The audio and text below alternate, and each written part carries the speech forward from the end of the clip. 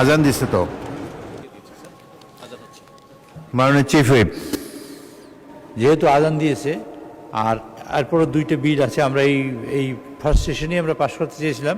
তো মাননীয় বিরোধী দলীয় সম্মানিত নেতা, বিরোধী দলীয় নেতাদের কোনো আপত্তি আছে নাকি এই দুইটা বিলে পাশ করার ব্যাপারে? তাহলে আমরা এটা পাশ করে তারপর আমাদের জন্য মানে বিরতি দেই। দুইটা বিল আছে এখনো ভাই, সেইটা পাশ করার জন্য মাননীয় স্পিকার আপনি যদি অনুমতি দেন আর বিরোধী দলের নেতৃবৃন্দ যদি বলেন তাহলে এই দুইটা বিল পাশ করে আমরা নামাজের জন্য যাই। নামাজ তো ডিলে করা যাবে না। জি, ওকে। আমার মনে হয় নামাজের অনুমতি দে, নামাজের এই বিলের জন্য নামাজ ক্যানট ওয়েট। মাননীয় সদস্যবৃন্দ, সংসদের বৈঠক বেলা 3টা পর্যন্ত বিরতি দেওয়া হলো। 3:30 কথা ছিল 3টা।